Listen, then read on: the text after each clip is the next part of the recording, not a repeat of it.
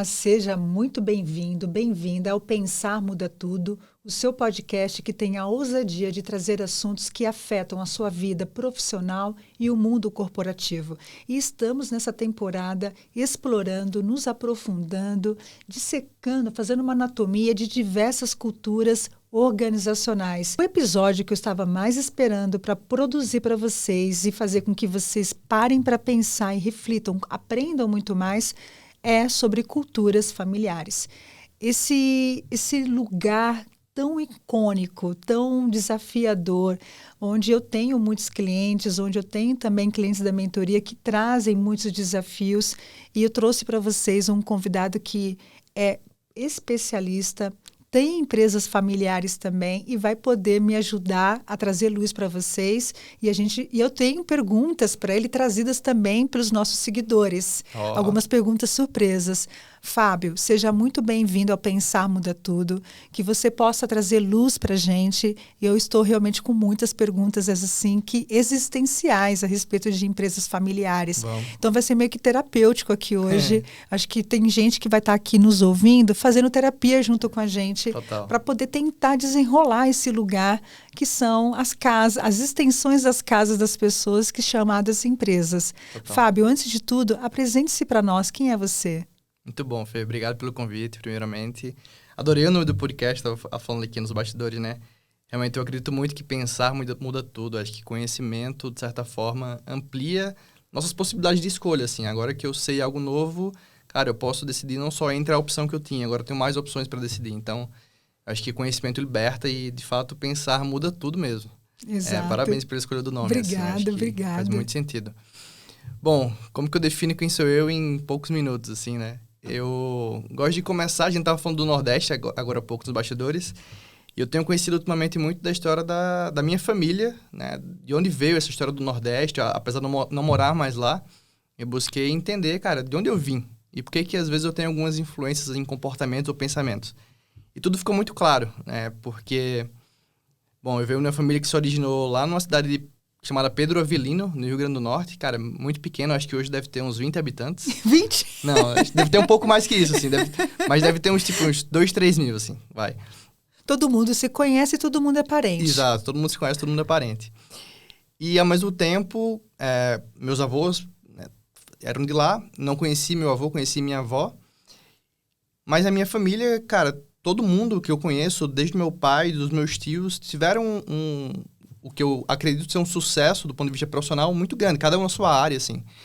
E nos meus 18 anos eu fui visitar de onde que esse pessoal saiu, assim, e eu não acreditei. Falei assim, cara, por exemplo, eu tenho um tio que, cara, tem uma empresa muito reconhecida no Brasil hoje, que é Dus. Daqui a pouco eu vou falar lá, porque eu vou falar de empresa familiar, porque eu também trabalhei em uma. Então sei bem como é que é isso. E, cara, empresas que têm um faturamento muito expressivo, cara, bilhões e tal. Cara, como é que minha família saiu daqui? Então eu busquei entender um pouco da história dos meus avós. E uma das coisas curiosas sobre o meu avô é que ele fundou a primeira escola da região. Junto com os irmãos dele, eles decidiram fazer a primeira turma de escola. Não sei como eles encontraram um professor ou uma professora, mas a segunda turma já era uma das minhas tias-avós, que era a segunda professora, e assim nasceu a primeira escola de Pedro Avelino. E, além disso, um braço muito importante que também meu avô desenvolveu foi o braço de contabilidade das primeiras empresas da região. Então, educação e empreendedorismo sempre foram coisas muito presentes desde o meu berço, assim. Tanto que a empresa que basicamente me formou, que foi a empresa do meu tio, que chama Eduz, é a junção desses dois nomes.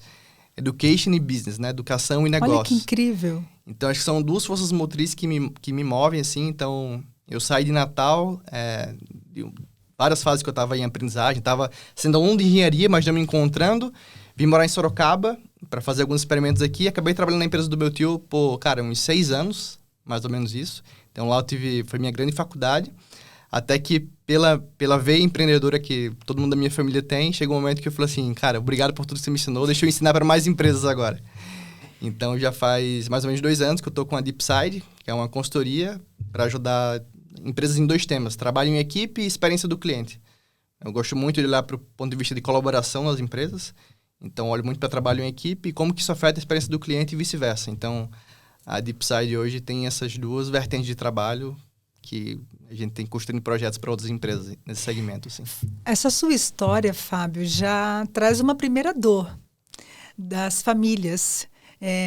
Porque sempre há uma expectativa das empresas familiares que mais pessoas da família venham trabalhar com ela. Então, é um motivo de felicidade. Poxa, é o filho da minha irmã, do meu cunhado, Total. porque tem ali a base da relação da confiança e manter a cultura. Vamos fazer do jeito que nós já pensamos que deve ser feito. E, de repente, essa pessoa acorda e fala, também sou empreendedora e vou sair, vou abrir meu próprio negócio. Que eu imagino que não deve ser tão simples assim. E acontece muito. O quanto que as empresas investem nos seus familiares, mas nem sempre eles ficam. Principalmente até, acho que uma das perguntas é os herdeiros. Nem Total. sempre os herdeiros querem dar continuidade ao negócio fundado, né, pelos seus pais. Como lidar com isso? Como é que isso funciona? Porque também aconteceu com você. Total. Acho que para lidar bem com isso é muito interessante a gente buscar definir algumas coisas. Primeiro, o que é uma empresa familiar, né? Nem sempre a empresa familiar, na minha visão, na minha experiência, ajudando outras empresas que não necessariamente são compostas pelos próprios familiares de sangue, eu vejo que também é uma empresa familiar. Por quê? Eu defino que uma empresa familiar é aquela, se a gente for fazendo diferença muito grande, né? Pega uma empresa que é super corporativa, um ponto de vista de processos mais rígidos, de como eles contratam, demitem, tomam decisão, como eles investem. Geralmente são empresas que têm investidores, têm capital aberto na bolsa e tal. São empresas que, cara, são mais tradicionais, mais corporativas. A diferença disso, para mim, é uma empresa familiar, onde você tem menos burocracia, as pessoas se conhecem. Pode até ser, cara, o pai e a mãe que administram, o filho que lidera, mas nem sempre é. Às vezes são amigos que se juntaram. E como que se origina uma empresa familiar? Geralmente por essa busca de confiança no primeiro momento. Ou por uma confiança relacional de, cara, eu quero alguém que eu confio, ou porque o empreendedor não tem como, cara, pagar um salário, pagar uma equipe, começar a estruturar um negócio, ele vai começar com as pessoas que ele mais tem convívio social. Que podem ajudá-lo. Que podem ajudá-lo. Só que chega uma hora que esse negócio muda de fase. Eu explico que, assim, nesse lugar, quando a gente busca um melhor amigo, ou a esposa, ou a namorada, ou o irmão para empreender, é como se a gente tá começando uma empresa que é tipo um jogo de tênis de mesa. Cara, 2 pessoas ali e um jogo simples. Uma bolinha vai para o outro lado e vai para o outro. De repente, a empresa cresce. E aí meio que vira um jogo de basquete. São mais pessoas, mais complexidade, um estádio maior, mais clientes. Só que aí o jogador entra e ele continua com a raquete de tênis. E ele não entendeu que o jogo mudou. Ele não tem outras ferramentas, não sabe jogar aquele jogo. Exato. Então, o jogo mudou. Você está jogando agora um jogo que não é mais tênis de mesa, é basquete, mas você está com a sua raquete de tênis. E ninguém avisa, ninguém bate da porta do empreendedor para falar assim, olha, agora você vai ter que ter essas ferramentas para jogar. É outra bola, é outro jeito. E aí cai em alguns desafios que são muito comuns em empresas familiares, né? Que é o pedido da profissionalização, né? Tipo, tornar a empresa mais profissional, criar alguns processos, mas a gente ainda tem costumes de quando a gente era sem burocracia alguma. O que também é muito bom. Também. E que sempre vai ser bom. Eu não acredito muito que as coisas elas precisam, para outras nascerem, algumas precisam morrerem. Mas aí vem um desafio, que aí vem outra questão. Como mantenho a tradição, que é o que trouxe a origem da nossa razão de existir, o nosso DNA, os nossos valores, que muitas empresas que estão profissionalizadas não conseguem isso. Sim. Até pagam fortunas para ter valores, uma cultura forte. Tem clientes, tem rentabilidade, mas parece que não tem liga. Perfeito. E não retém pessoas, tem vários problemas que a gente cita depois. Mas como lidar com a tradição e a pressão por inovação? Total. Como fazer isso? Cara, sendo bem direto, eu acho que é não ceder a nenhuma parte. Explico. Quando eu falei no início do podcast, que eu gosto desse nome, Pensar Muda Tudo, porque quando a gente pensa, a gente começa, e quando a gente conversa, quando a gente lê, adquire conhecimento, a gente adquire a oportunidade de ter outras visões de mundo, de pensar diferente. Falar assim, cara, não é que eu tenho que agora acreditar de forma totalmente diferente do que eu pensava, mas isso aqui que alguém está me falando que é novo, que eu não acreditava, que eu não tinha visto, também é importante. Como que eu jogo isso para o universo das empresas familiares? É entender que não é porque eu sempre fui assim, tive uma relação sem burocracia, sem limites claros, sem conversas muitas vezes difíceis de feedback, sem um processo de contratação de quem eu chamo, não ser mais por quem é meu amigo e tal. Pô, agora eu preciso um pouco mais de excelência, formalização na empresa, preciso mais de um pouco de competência. Não dá mais só para usar as mesmas ferramentas de antes. Significa que eu vou jogar fora as ferramentas anteriores de como eu construí a empresa, de como eu construí as relações, de como eu construí essa cultura que é bom, é gostoso estar aqui, as pessoas se conhecem pelo nome, traz o filho para a empresa. Cara, eu não preciso matar isso. Mas isso não é sinônimo de eu não construir outras coisas que aí a gente pode aprender muito mais com as empresas do universo corporativo. Mas aí é uma curadoria bem difícil, né, Fábio? Que aí eu queria até que você trouxesse para a gente ferramentas, porque nem tudo que existe é bom. E tem coisas que existem que são boas. Como é que E aí vem o desafio, porque numa empresa familiar eu tenho o tio, o sobrinho, a esposa, às vezes um casal que já se separou e continuou como sócios da empresa. Então tem coisas boas e ruins, como toda organização. Acho que toda cultura tem coisas boas e ruins. Como é que eu faço uma curadoria de eliminação daquilo? Poxa, isso não nos pertence mais, não faz mais sentido e isso sim precisa ser mantido. Acho que como fazer essa curadoria? Perfeito, vamos lá. Com tantas pessoas discutindo e decidindo, às vezes com cabeças que já estão em outros lugares. Claro. Acho que a primeira coisa que eu acredito ser fundamental na experiência que eu passei é pensar... O nome técnico para isso é estrutura organizacional, né? Mas eu chamo que é assim, cara, como que é o desenho do nosso barco? Pensa que a gente está num barco, esse barco chama empresa. No início, cara, não existia a posição de cada um no barco, todo mundo fazia um pouco de tudo, estamos aqui. Chega um momento que para esse barco continuar no fluxo dele, com mais pessoas e remando forte para uma direção comum, é preciso que a gente tenha uma certa organização. E essa organização passa pela famosa, cara, o organograma, a gente começar a limitar as funções, né? Limitar o espaço de cada um, limitar o que cada um decide, limitar o poder de decisão. Isso significa que agora eu, como dono, vou perder meu poder? Não. Acho que esse é o maior medo humano, né? Essa vaidade do poder, vou perder visibilidade. Exato. Eu escuto assim, mas agora ninguém vai saber quem é que manda. Eu vejo essas frases dentro das empresas familiares. Perfeito.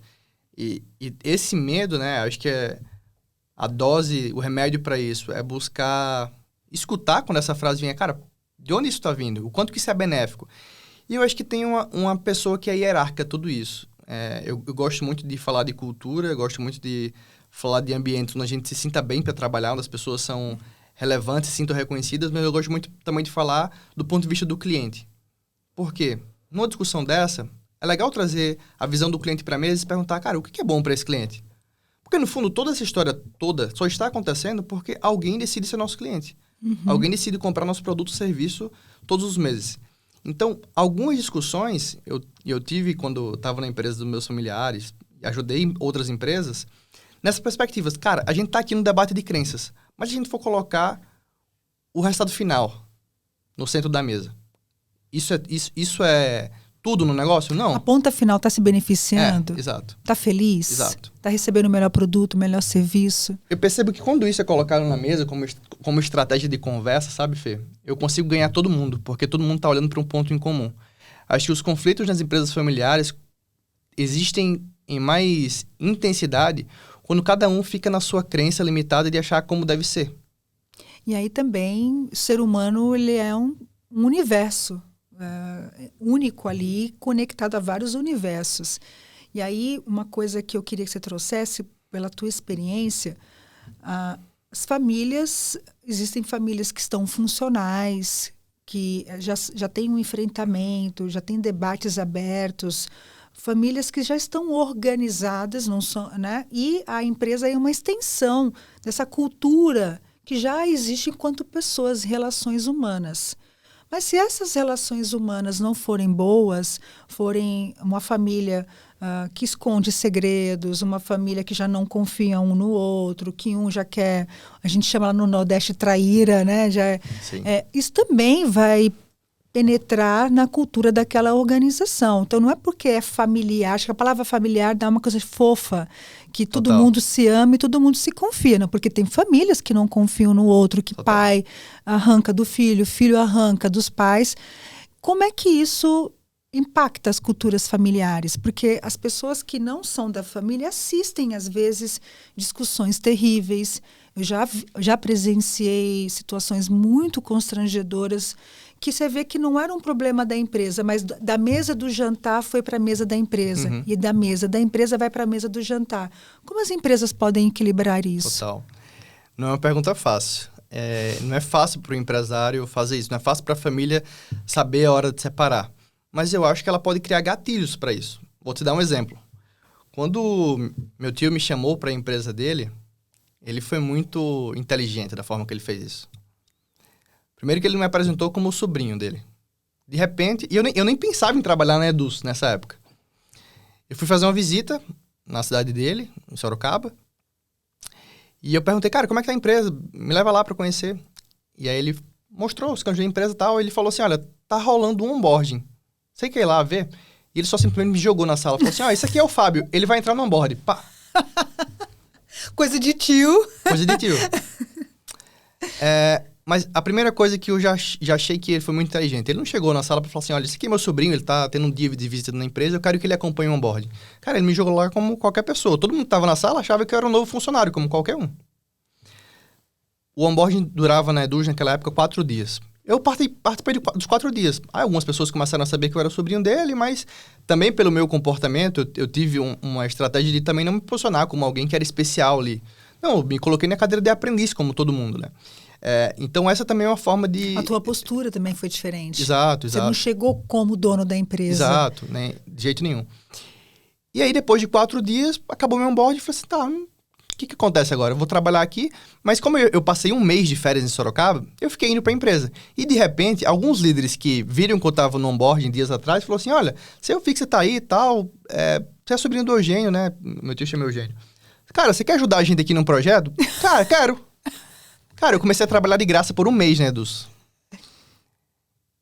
E aí, isso foi um recado inconscientemente dado. Falei assim, olha, meu sobrinho está aí, trabalhando, cara, isso não significa que ele tem mais poder, menos poder. E aí eu comecei a gostar de trabalhar na Eduz e falei assim, cara, eu quero trabalhar aqui. E aí eu comecei a trabalhar no suporte, na área do suporte. Atender o cliente. Cara, mais um recado. Assim, não é porque eu cheguei eu tenho uma relação familiar com o dono... Que eu vou para a diretoria. Que eu vou para a diretoria. Mas tem empresas que fazem isso, né, Fábio? Você está falando uma coisa... Não é errado. É que eu não gosto de entrar na perspectiva do que é certo ou errado. Isso. Mas tem muitas vezes que chegam pessoas... eu sou mentora de uma pessoa que está sendo preparada para sentar à mesa da diretoria, mas essa empresa está fazendo o processo correto. Não, vai conhecer primeiro a linha de fábrica, vai conhecer... Porque precisa conhecer... Porque quem chegou nesse board...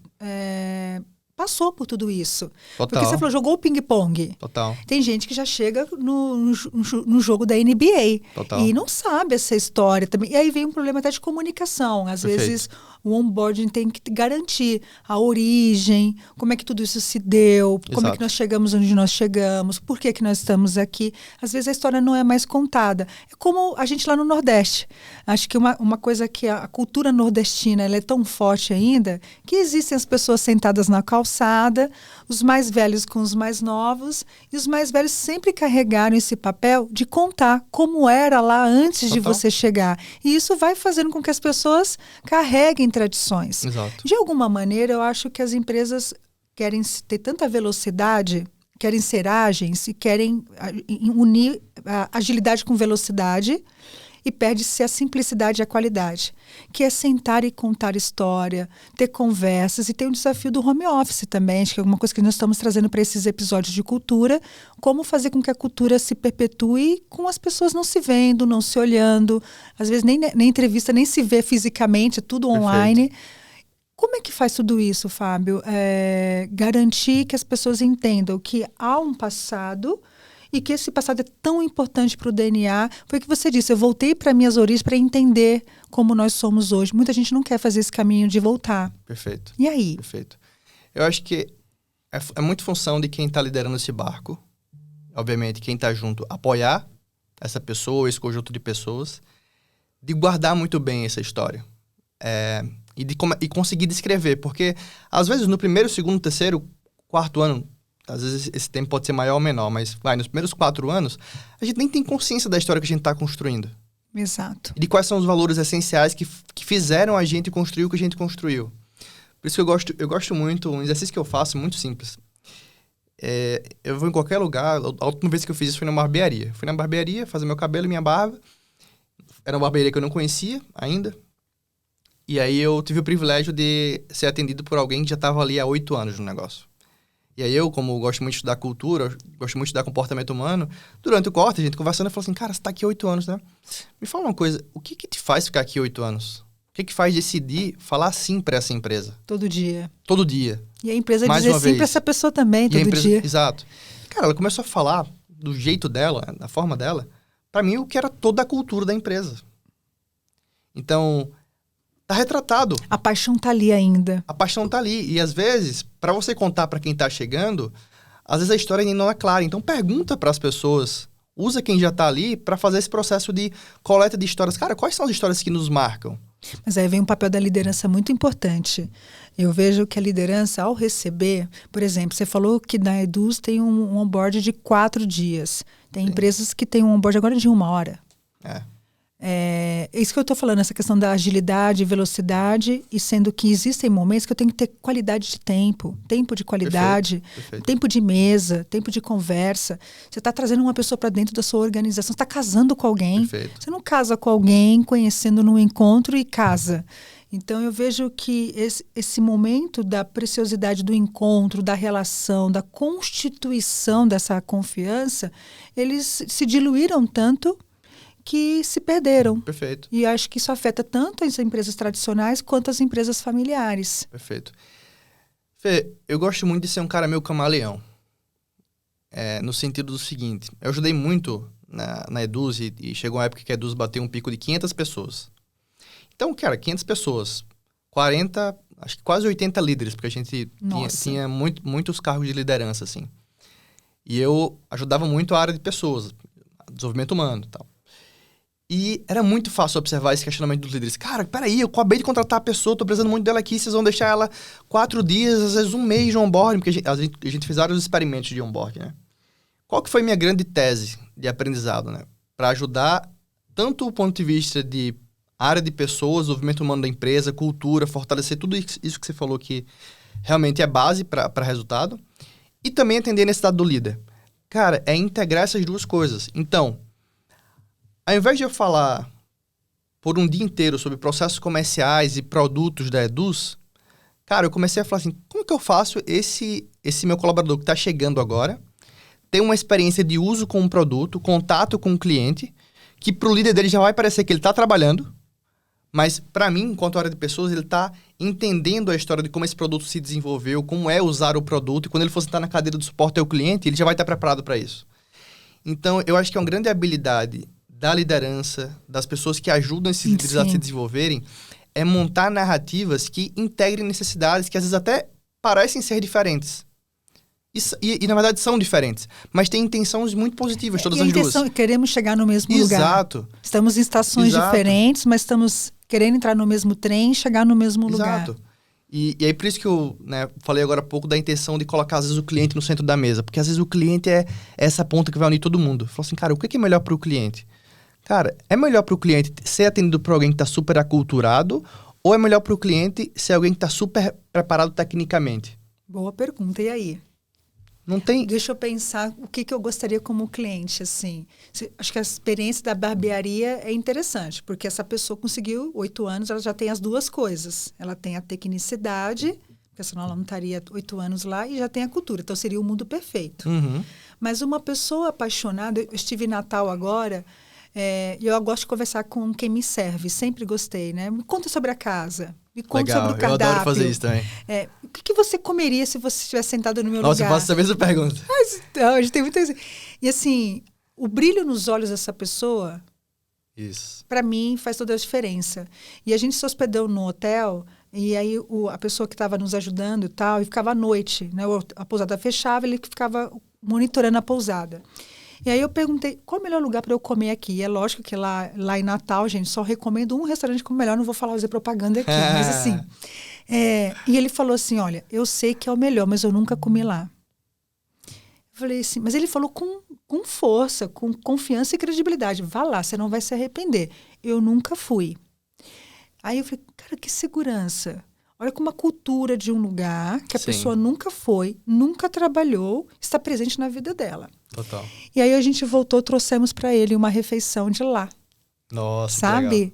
E aí entregamos na mão dele, ó, a gente trouxe para você ter a experiência de comer a comida de lá. Ele falou, nunca comi a comida de lá. Eu falei, agora você vai poder dizer o quanto lá é bom, e você vai dizer, e eu conheço, né?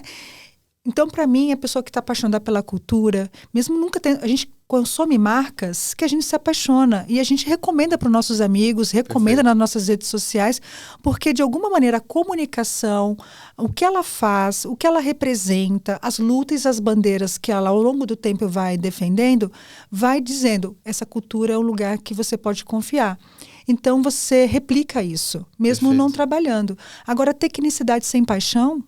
Perfeito. E eu acho que isso é a grande força das culturas familiares.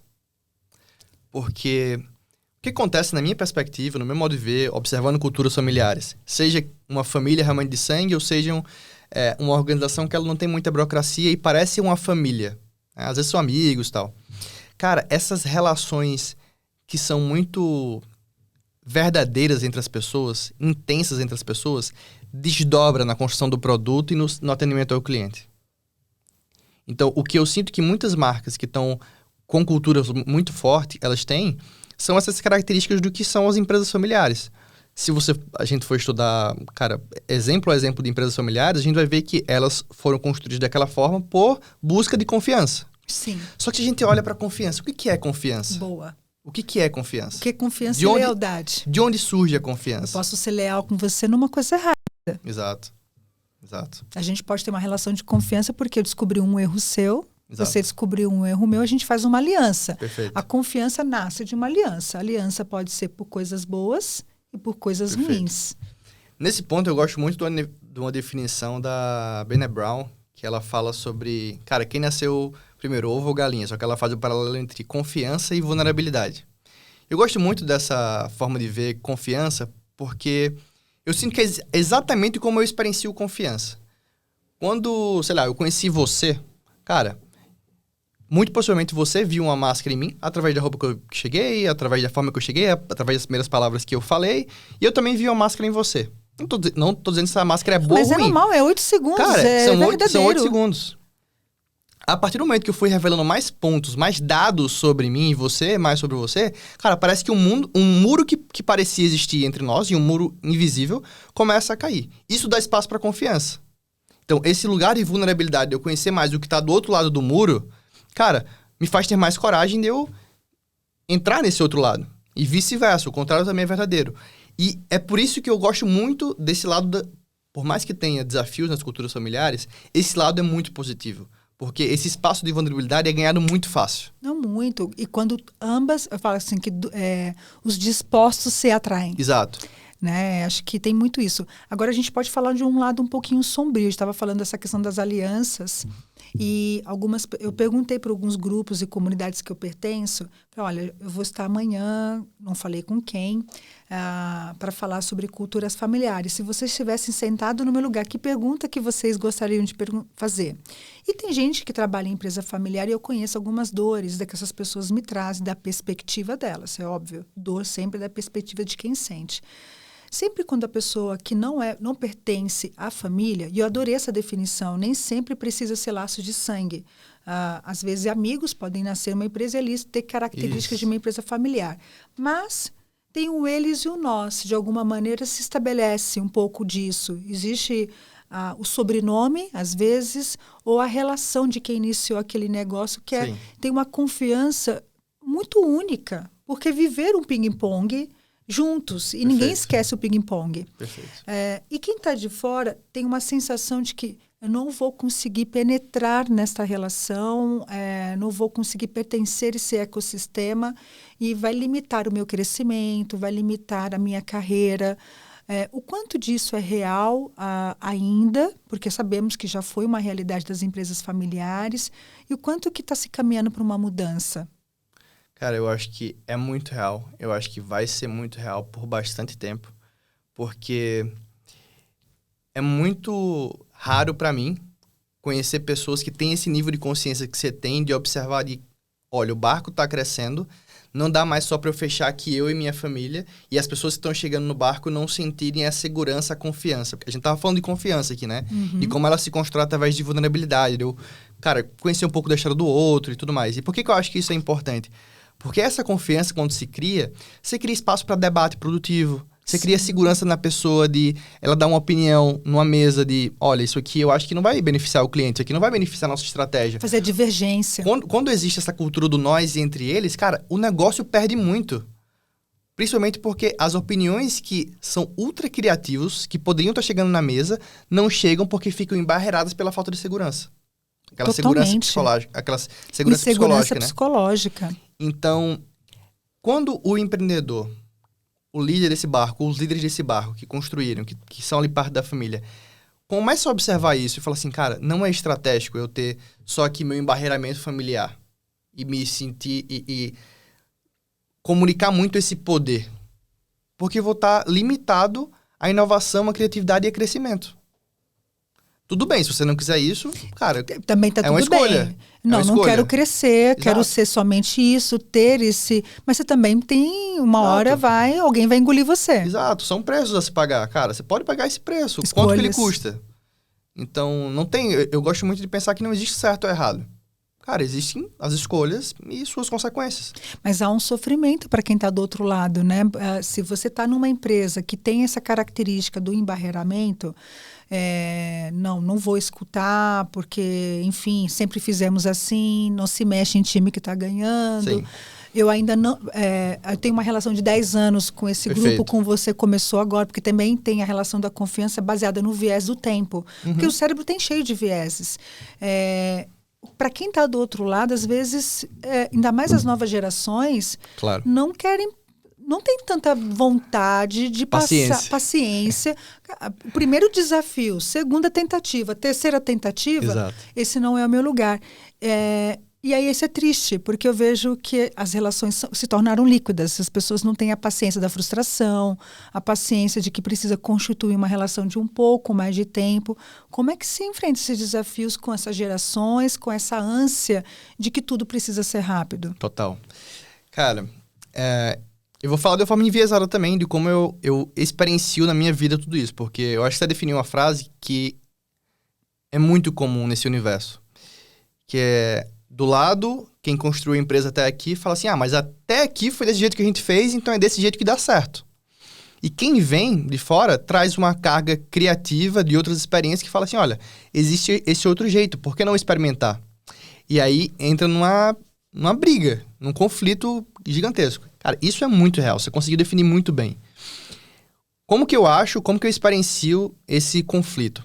Eu acho que é um peso que precisa ser dividido entre as duas partes.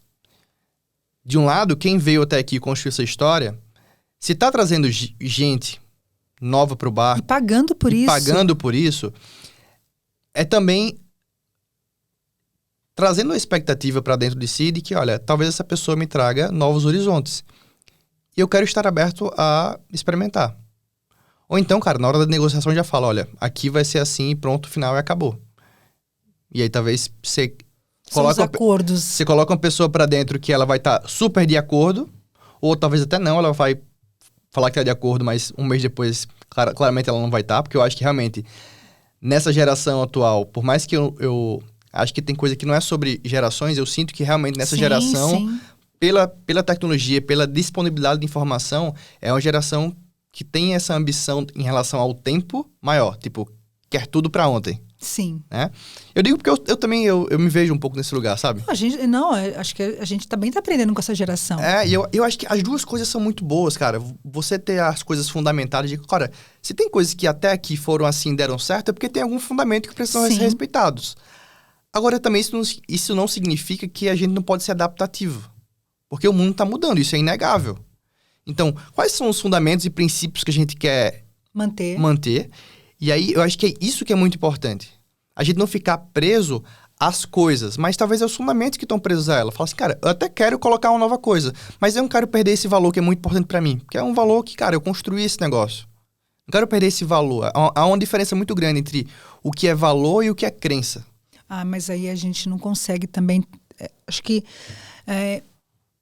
só no momento da dor porque toda empresa, sendo familiar ou não, passa por crises. Claro. A crise atinge qualquer cultura.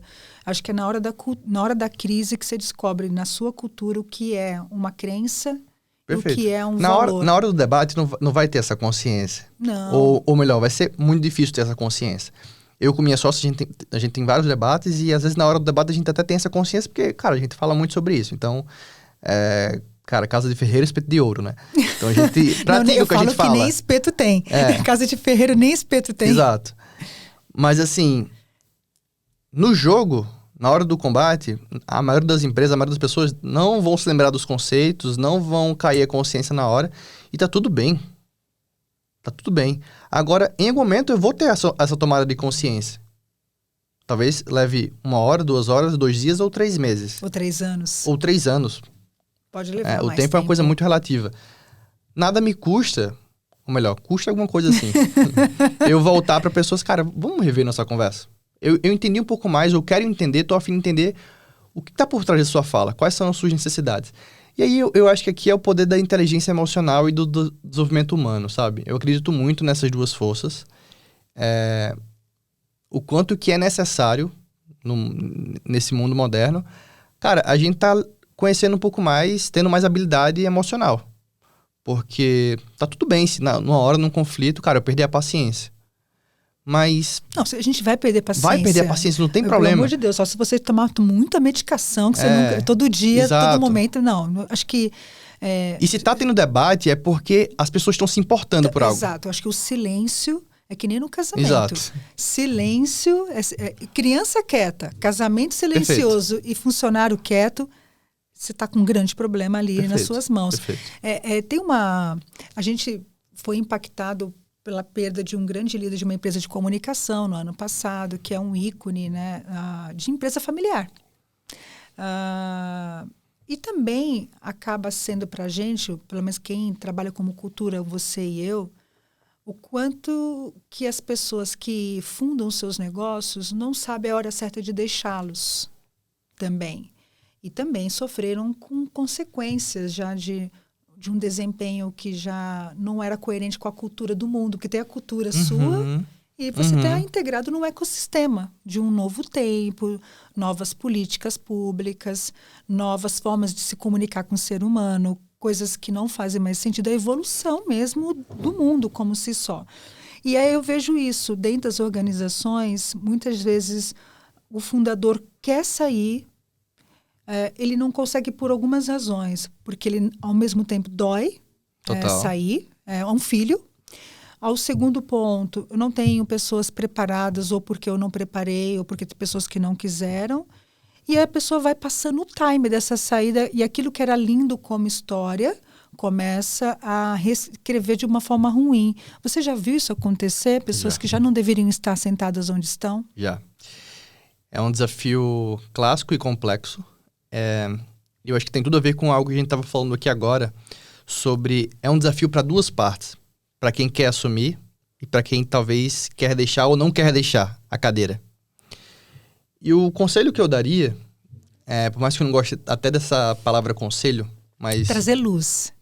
Boa, ótimo. A luz que eu traria nesse ponto cara, você que tá com super energia para ajudar aquela pessoa a ela sair daquela cadeira, talvez você sentar ou ajudar pessoas que vão sentar. O que é melhor? Você ser justo ou ser feliz? Porque às vezes as pessoas ficam na busca de justiça, querendo defender as próprias ideias de como tinha que ser a transição de carreira, como que tinha que ser a pessoa sair daquela cadeira, quais são os números que tem que ficar, quais são os números que tem que sair, quais os produtos ficam. E aí gera ainda mais atrito. A metáfora que eu crio para isso é o seguinte: existem duas bolhas. O que é mais fácil? Eu ficar aqui na minha bolha gritando para que quem tá na outra bolha saia de lá? Porque ela tá confortável para mim, igual aqui. Ou é melhor peraí, deixa eu ir lá na bolha da outra pessoa para saber como é para ela tá ali, quais são as questões que ela tá enfrentando. E aí, entendi. E aí eu começo a me comunicar de uma forma que, cara, é confortável para essa pessoa ir aos poucos saindo. Porque eu entendo, cara, a minha saída da empresa com meu tio não foi uma coisa fofa, fácil, simples, Sim. né? eu tive que entender muitas coisas como era para ele também... E tem duas relações em jogo ali. Exato. Às vezes, uma decisão na mesa da empresa pode afetar uma mesa de jantar da família. Exato. Então, dói mais. E assim, uma coisa interessante. Eu tô jovem ainda, né? Quem disse, Fábio? Em relação à idade média das pessoas... Ele não podia, você levantou uma bola, não podia deixar... Você não podia cortar, né? Não podia deixar de cortar. Cara, eu me considero uma pessoa jovem ainda, tô com muita energia, assim. E eu percebi que se eu ficasse ali, eu ia atrapalhar. E por um tempo, eu era aquele jovem rebelde de querer conflitar sempre com meu tio e tal, e falar como as coisas deviam ser, até que eu entendi e falei assim, cara, não. Talvez eu precise viver a experiência. Pô, o meu tio fundou 12 empresas antes dessa aqui. Deve ter alguma coisa que ele sabe mais do que eu. Deve ter alguma coisa que ele sabe mais do que eu. Então é preciso humildade também. Acho que isso. Se essa pessoa trouxe esse negócio até aqui... Cara, tem empresas no Brasil que tem... Eu tô atendendo uma empresa agora que tem mais de 80 anos. Então assim, cara, 80 anos, com as crises que a gente já viveu nesse país, no mundo. Cara... Acho que se você voltasse para Eduz hoje, você já voltaria com outro Fábio, não voltaria? Ah, totalmente. Então, eu acho que como eu falei, uma relação entre essas duas partes. A parte que tá aqui, começar a dar um pouco mais de ouvidos a quem tá chegando, mas a outra parte também fala assim, cara, essa empresa não é minha, eu tô chegando aqui numa casa que já tá construída, já tem uma história, deixa eu honrar isso aqui e respeitar o time. Acho que você usou uma palavra muito boa. Se eu colocar uma água numa panela para ferver, cara, ela não vai ferver em 2 segundos. Demora para essa água entrar em ebulição. Demora, é relativo, né? Tem um processo, Você olha para a pipoca, você olha para a pipoca, ele não é uma pipoca ainda, não é ainda um curau. Exato. Então não adianta você querer comer o milho, porque vai quebrar teus dentes. Mas, a gente, poxa, queria ficar com você 5 dias aqui, um onboard de 4 dias aqui. Tem uma situação de empresa familiar que ela tem uma intimidade, por mais que a relação de confiança se estabeleça em várias culturas, e você pode ter relações que vão para além da relação de sangue, até porque às vezes eu me sinto mais íntima de uma pessoa que não é do mesmo sangue, porque construímos isso. Sim. Isso é maravilhoso. Mas às vezes existe uma intimidade que só uma família vai ter. A forma da gente brincar, a gente passou um domingo no final de semana junto, viajamos juntos, e essa intimidade, ela se estende para segunda-feira, é natural. E aí eu queria trazer uma situação que eu tô com um cliente assim, às vezes existe uma forma de se comunicar nessa família que pode, no ouvido de outra pessoa, chegar como uma comunicação mais violenta, brincadeiras e piadas que podem ser pejorativas, e podem ali ter uma conotação de assédio moral e de assédio, às vezes, sexual também. E a empresa tem o seu código de conduta, mas ele é aplicável a uma parte das pessoas. E quem deveria ser o exemplo, às vezes, não é tão aderente aos processos, aos métodos. Sim. E aí, o que você diria para essas empresas e para as pessoas que estão passando por isso nas empresas familiares? Porque para quem que eu vou reclamar? Total. E aí a gente tem essa questão, para quem que eu vou denunciar? Então há um impeditivo aí bem claro e notório disso. Total. Cara, o que eu diria? Eu diria assim, cuidem da família de vocês e cuidem da empresa de vocês na mesma intensidade. O que acontece é que muitas vezes a pessoa, cara, cuida bem da família, das relações e tal, mas leva esse cuidado todo para a empresa, como se achar que eu estivesse bem com minha família, a nossa hierarquia aqui tá tudo saudável, isso vai ser o bem da empresa. Muitas vezes não. Não é. Às vezes, aquela pessoa que você tá super bem em relação à sua família não é a melhor pessoa para liderar aquele setor. Aliás, tem muita gente da minha família que eu não trabalharia. Exato. Por conhecer justamente ela então, bem. assim, cara, ame a sua família e ame a sua empresa também. E às vezes amar a sua empresa significa que não vai rolar trabalhar com um colaborador que vai ser da sua família. Isso é amor. Amor à sua empresa. Você vai ser pai agora. Eu sou mãe há 18 anos. E amar é dizer não. Isso. Amar é impor limites. Isso. Amar é dizer, cara, você está errado. Exato. Não vai funcionar desse jeito. E eu vejo que existe um amor romântico, né? Perfeito. E aí tem um outro ponto que acho que se estende a isso. Às vezes, por uma relação de afeto e amor e uma relação de história, de confiança, muitas empresas familiares têm dificuldade de desligar pessoas da família que não estão desempenhando, Exato. já estão com remunerações altas pelo tempo que estão lá. Todo mundo já sabe que essa pessoa é o famoso café com leite, que a gente chama, nem se conta mais com essa Exato. pessoa, e fica esse apêndice inflamado, porque eu falo que deveria fazer a cirurgia, e é um apêndice quando inflama e supura, pode levar à sepsia do corpo e matar uma pessoa. Com certeza. E aí, Fábio, por que as empresas chegam à sepsia? Cara, vou pegar esse exato exemplo que você trouxe. Tem uma pessoa que é da minha família, eu já sei que não dá mais pra estar com ela aqui, mas eu não sei como é que eu chego nela e fico postergando. Ah, mas é porque ela é da minha família e isso é mais difícil. Cara, é pelo fato dela ser sua família que você precisa fazer isso. Porque talvez se você não fizer, isso vai colocar em risco o teu negócio e, consequentemente, a tua família. Consequentemente, o teu nome, a tua honra. Muitas vezes é pela tua família que você tem que fazer isso.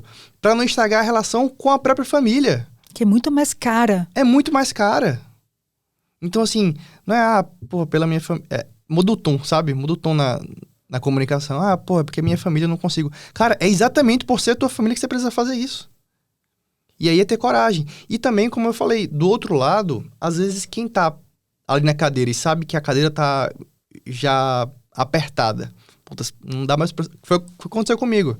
Eu senti que eu tava apertado na cadeira da minha família. Eu falei assim, cara, eu vou fazer algo que vai ser bom pra mim e eu sinto que vai ser bom pra eles. Por mais que até eles não entendam muito. Tem muita gente da minha família que na hora não entendeu. Você é louco, vai sair daí, Exato. Tá na família, você tá crescendo. Exato. Mas eu senti que eu tava não sendo bom pra empresa. E tem um ponto, Fê. Chega uma hora que por mais que aquela empresa foi fundada por uma empresa, quando ela cresce, não é mais aquela família. São muitas famílias que estão em jogo. Isso é um ponto para mim, que acho que aí vem responsabilidade social, responsabilidade afetiva, responsabilidade econômica, que você emprega 100 pessoas, mas na verdade você tem 100 comunidades que são afetadas. Porque eu acho que não tem nada mais transformacional do que a vida profissional. Porque você leva rendimento para uma casa, você qualifica a educação daquela família, os móveis, Exato. A casa, a esposa que começa a vender brigadeiro, enfim, você muda. E você pode mudar um bairro, uma rua, Exato. pela existência daquela organização. Perfeito. Quando ela deixa de existir, eu moro em São Bernardo e a Ford fechou ali ficou um cemitério. Ficou uma tristeza, porque a padaria fechou, a pastelaria fechou, o mercado imobiliário se desfez, até agora não se recompôs. Claro, estou falando de uma planta absurda, mas imagina, na cidade da sua família, a escola que seu avô fundou e de repente ela não deixa de existir. Claro. Ela afeta as crianças que vão continuar andando 18, 20 quilômetros para a escola mais próxima. Claro. É que nem construir ponte. Uma ponte transforma 2 cidades. Né? Então, acho que isso é muito bacana. E aí, acho que às vezes a pessoa que está ali não está olhando isso. Exato. O quanto que ela está afetando a vida de centenas de pessoas. Exato. É preciso fazer um voo de helicóptero e ver esse impacto todo, essa ligação que a sua empresa tem com cenários muito maiores que você nem está percebendo. Sabe? Não é essa sala de 18 metros quadrados ou um galpão inteiro. É muito mais do que isso. Mas por isso que é importante, acho que as empresas trazerem consultorias também, claro. Pessoas que vão fazer esse voo de gaivota, porque é que nem a terapia de casal. Isso. Às vezes eu preciso de alguém que assista essa discussão, Exato. assista a tensão criada aqui, e nós dois não conseguimos Exato. mais porque estamos cansados, estamos frustrados. Qual o momento certo de uma empresa familiar pedir ajuda? Cara, quando sentir. Porque também é muito ruim como consultor eu ir para um projeto onde não há disponibilidade de quem está contratando de realmente mergulhar naquela... Às vezes tem de um, Exato. Mas a mesa não está à vontade com Exato. isso. Eu tomo muito cuidado com isso também, de, cara, quando uma pessoa me contrata, mas eu sei que tem várias pessoas na mesa de decisão, eu falo assim, cara, peraí, deixa eu ganhar o consentimento dessas pessoas. Mesmo que não seja concordância. Não concorda, mas... Mas permissão. Isso. Permissão. Isso é muito importante. Então, eu acho que o tempo é quando as pessoas conseguirem ganhar essa segurança na mesa de, cara, precisamos de ajuda. Todo mundo concorda? Acho que a pergunta fácil para se fazer na hora dessa é assim, a gente tá feliz com os resultados que a gente tá tendo? Da forma que a gente tá convivendo? Cara, se a resposta for não, a segunda pergunta é, se a gente continuar fazendo as mesmas coisas da mesma forma, a gente vai ter os mesmos resultados ou diferentes? E por quanto tempo? E por quanto tempo?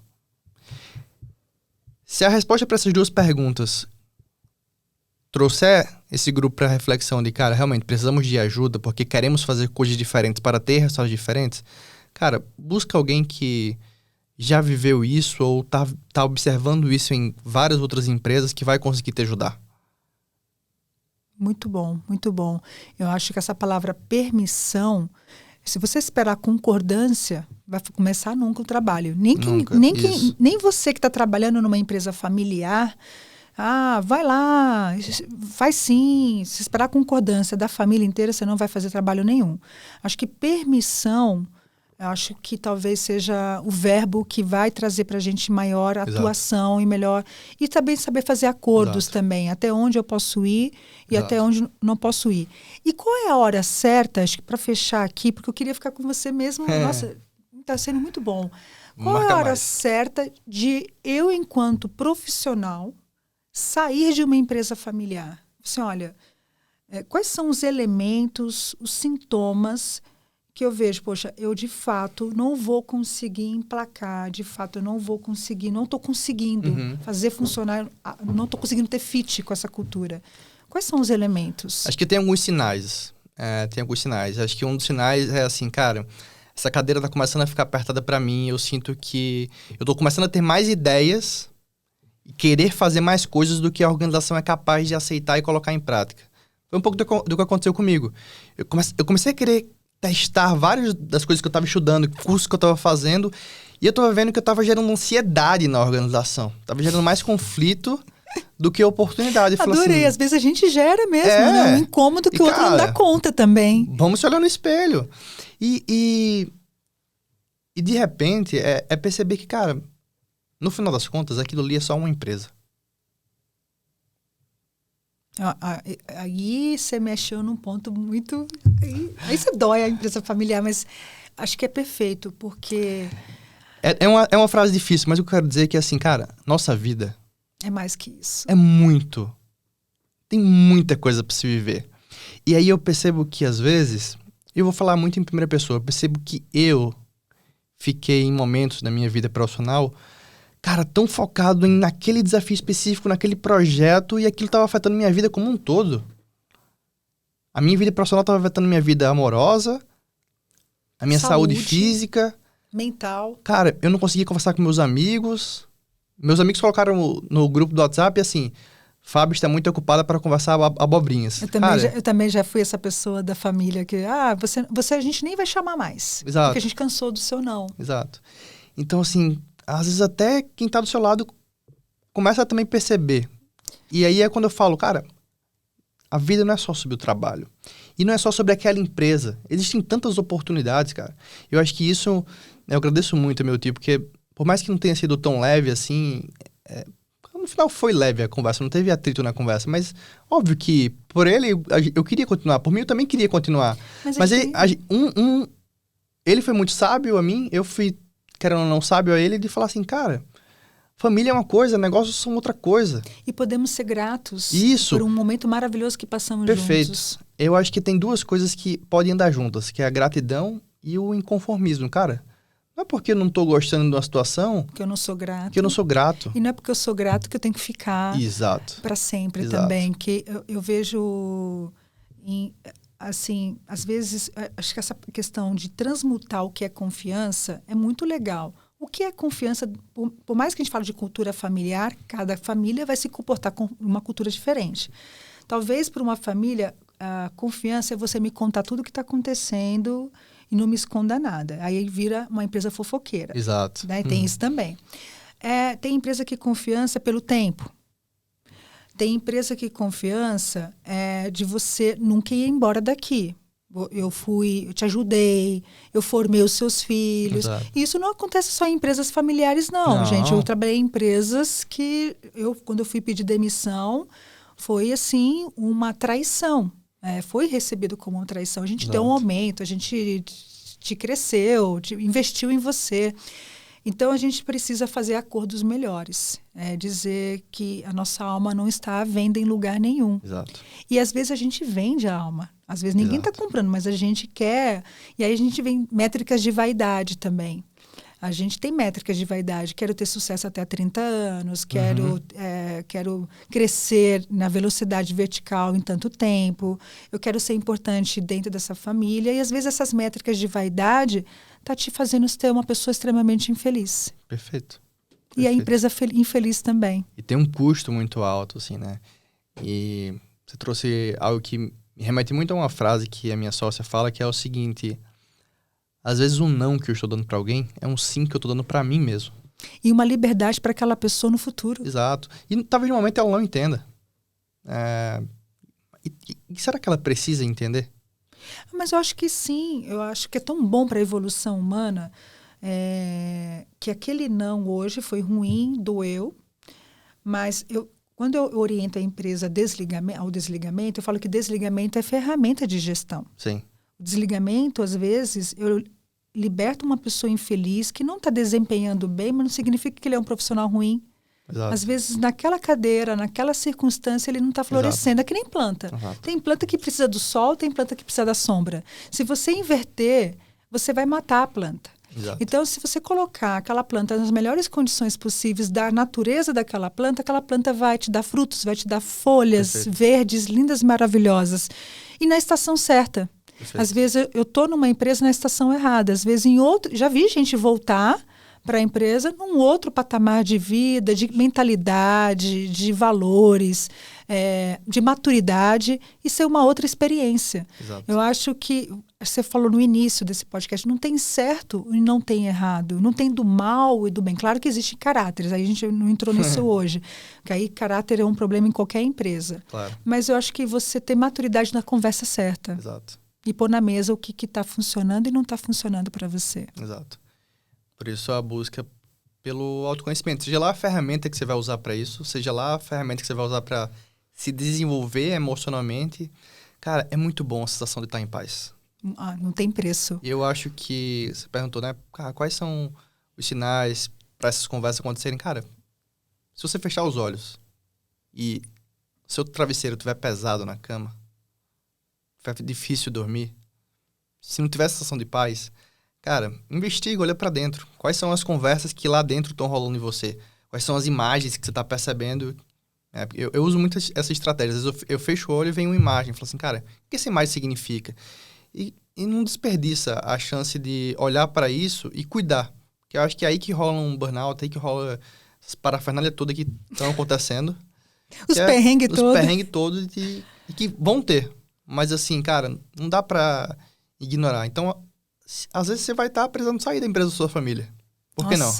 Olha, acho que o que você trouxe não é aplicável somente a sair da empresa da sua família. Não. Eu acho que é aplicável a tudo. Acho que quando o seu travesseiro está pesado demais, está na hora de você olhar para dentro e ter uma conversa séria com você e ter a coragem de tomar a decisão. Exato. Não esperar que outras pessoas decidam. Acho que não existe covardia maior do que você está sofrendo, você entender que está, você entender os seus nãos e esperar que o outro decida. Perfeito. Acho que nós fechamos da melhor maneira possível. Fábio, como é que as pessoas te encontram? Que soluções você entrega?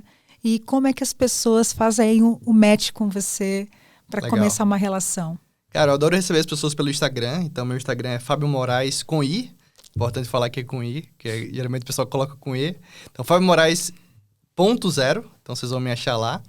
Então, zero escrito número ou escrito por extenso? O número mesmo, sem ser por extenso. Só .0, facinho assim. E eu gosto muito de trocar ideia em relação a vários temas de trabalho em equipe, cultura organizacional, liderança, gestão. E, cara, de repente, eu faço muito trabalhos em empresa com a minha consultoria. E aí é um trabalho mais profundo que eu faço também com a DeepSide. Quem tiver interesse, cara, a gente conversa sobre isso, tá? Acho que vocês têm tudo Super a ver com a bem-vindo. Mandacaru aí, hein? Olha, acho que com pode certeza, vamos nascer andar uma junto. relação. Mas olha, foi Parceiros de missão. Não, missão Isso. e missão de fazer o povo pensar, da gente pensar. Acho que transforma a forma. Você pode não mudar a realidade, mas você pode mudar a forma de olhar a realidade. Eu acho que isso já é uma grande mudança. Exato. Foi um imenso prazer ter você aqui. Eu acho que precisava ser 4 dias. Eu acho que tem uma reclamação a ser feita aqui, porque eu acho que tem muito para ser falado sobre isso. As pessoas têm muitos tabus em relação a empresas familiares. A própria família também tem seus tabus. E a gente precisa mudar, porque o volume de empresas familiares no Brasil tem uma representatividade expressiva no nosso PIB, na nossa sociedade e também na constituição familiar. Eu acho que família é a base social de todas as nações. Então, é um duplo papel que precisa ser funcional, saudável em todas as esferas. Perfeito. Muito obrigado mais uma vez por estar aqui. Espero que esse papo consiga tocar as pessoas e, enfim, fazer elas pensarem. Obrigada, Fábio. Gente, muito obrigada. Até o próximo episódio. Ai, Fábio.